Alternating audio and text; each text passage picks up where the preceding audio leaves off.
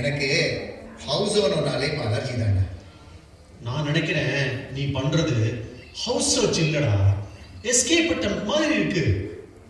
Escape தான். இந்த வீட்டில் இருந்தால் இந்த சுந்தரி இருக்கிற வரை எனக்கு நிம்மதியே இல்லை.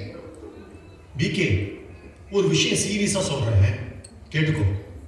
நீ வீடு தேடல, நீ பிரச்சனையிலேருந்து தப்பிக்க ட்ரை பண்ற. என்னடா, நான் தானேடா பாதிக்கப்பட்டவன். அதுவே ஒரு பிரச்சனைடா. நான் பாதிக்கப்பட்டவன் செல்ஃப் பிட்டி பண்றது ஈஸி. ஆனா அதை ஃபேஸ் பண்ணி சால்வ் பண்றது தானே ரியல் ஸ்ட்ரென்த். பிகே, நீ எல்லா விஷயத்தையும் ரொம்ப ஓவரா எமோஷனல் ஆயிடுற. பகவத்கீதையில சொல்றாங்க, சுகே துக்கே சமே கிருத்வா லாபா லாபோ ஜயா ஜயோ. அதாவது சுகம், துக்கம், வெற்றி, தோல்வி எல்லாத்தையும் சமமா எடுத்துக்கணும்.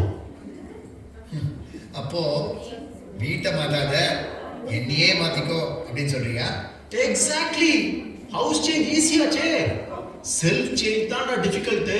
ஆனா பிராக்டிஸ் பண்ணினா பாசிபிள். ஓ, இப்ப யாரு? புரோக்கரா இல்ல அவங்களா? பாலகிருஷ்ணா, இது நான் வீட்டில் பண்ண முறுக்கு. சண்டைக்கு அப்புறம் கொடுக்கலாம்னு தோணுச்சு. பாய்சனா?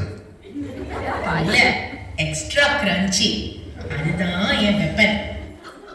ஆஹா, இதுதான் நெய்பர்ஹுட் டிப்ளமசியோ. பாலகிருஷ்ணா, நானும் கொஞ்சம் ஓவரா பேசிட்டேன். பார்க்கிங்கு, ஃப்ளவர் பாட்டு எல்லாத்தையும் லைஃப் டெத் இஷ்யூ மாதிரி எடுத்துக்கிட்டேன். சாரி. நானும் தான். ஒரு சண்டை, ஒரு வாக்குவாதம், உடனே ஹவுஸ் ஹெல்ப் பண்ண ஆரம்பிச்சிட்டேன். ஓகே ஓகே, இனிமேல் ரெண்டு பேரும் take it easy policy. Okay, இடுக்கண் வருகா நகுக. ஆமா, சிரிச்சா ப்ராப்ளம் ஹாஃப் கான்னு இன்னைக்கு தான் புரியுது. அப்போ நாளையிலிருந்து flower pot shade, dog move to cage, parking adjusted, voice volume medium.